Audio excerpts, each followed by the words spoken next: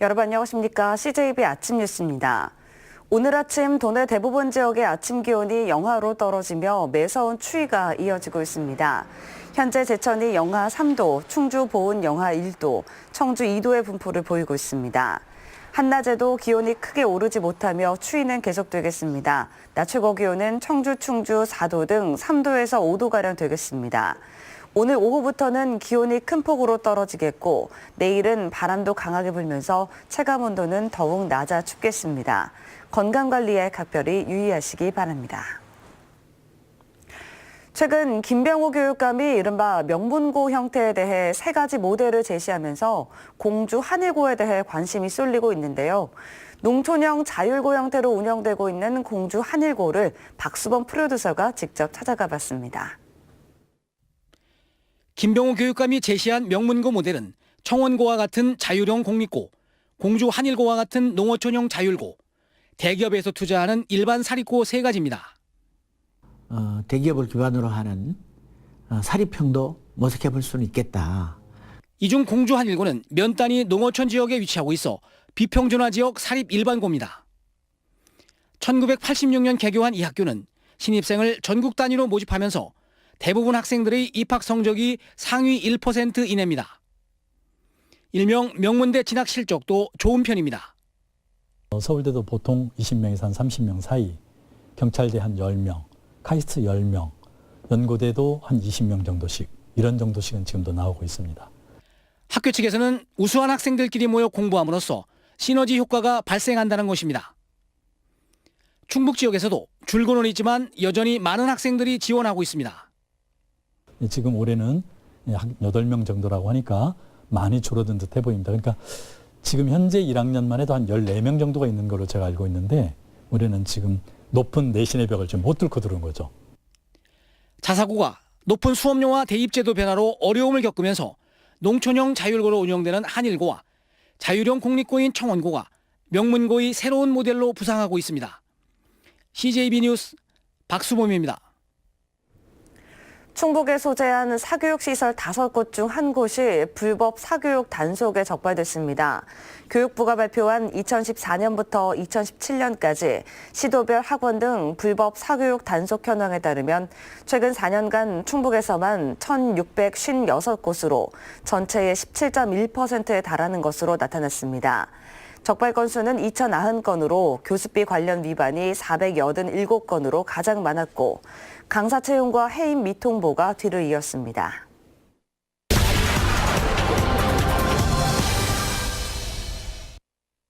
정부가 광역시가 아닌 100만 명 이상의 도시를 대상으로 특례시 지정을 준비하고 있습니다.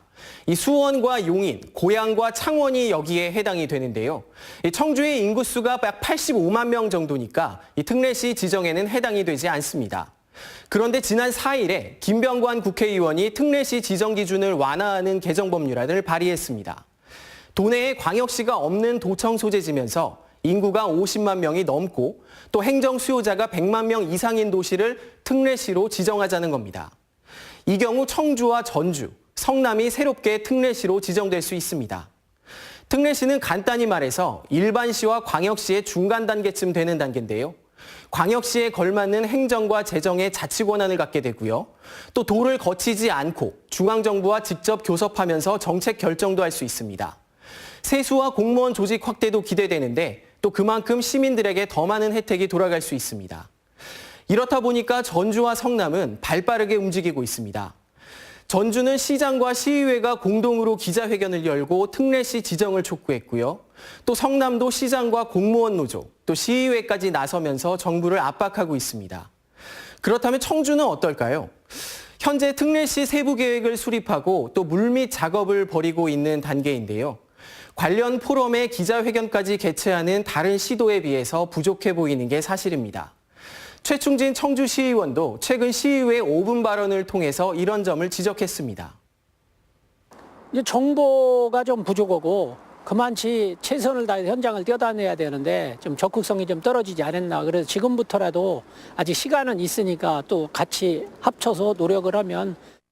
국회에서 특례시 지정을 담은 지방자치법 개정안이 다뤄질 시기는 내년 2월로 예상이 됩니다. 특례시 지정까지 시간이 많지 않은 만큼 청주시는 지금보다 훨씬 더 많은 노력을 기울여야 할 겁니다. 뉴스인 뉴스였습니다.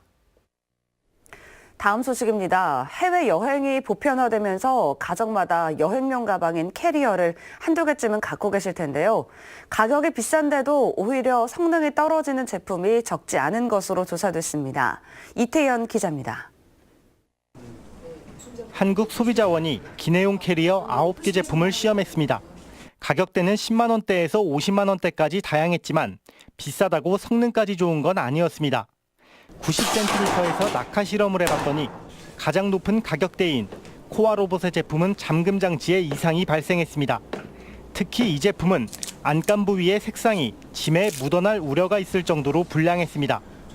지퍼와 잠금 장치를 5,000회 이상 여닫는 시험에서는 두 번째로 비싼 헤이지 제품이 가장 낮은 내구성을 보였습니다. 9개 제품 중 7개 제품은 표시된 소재가 실제 재질과 일치하지도 않았습니다. 이에 대해 일부 제조사는 판매 중지와 환급을 하겠다는 적극적 답변을 내놓은 반면 일부는 표시 개선 수준의 조치 계획만 밝혔습니다. 일부 제품은 소재에 관한 정보가 부정확해서 개선이 필요했습니다. 소비자들은 품질과 그리고 가격 그리고 보유 기능 등을 종합적으로 고려해서 선택하는 것이 좋습니다.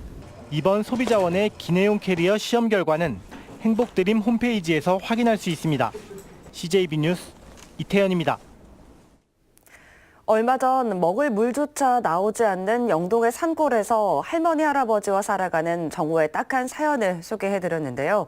방송 이후 온정의 손길이 줄을 이으면서 정원의 가족은 뜻깊은 성탄절을 보냈습니다. 이윤영 기자의 보도입니다. 영동의 외딴 산골, 다 쓰러져가는 낡은 컨테이너가 정원의 집입니다.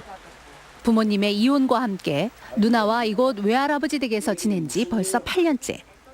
화장실과 욕실은 고사하고 먹을 물조차 나오지 않는 하루하루가 힘겹기만 합니다.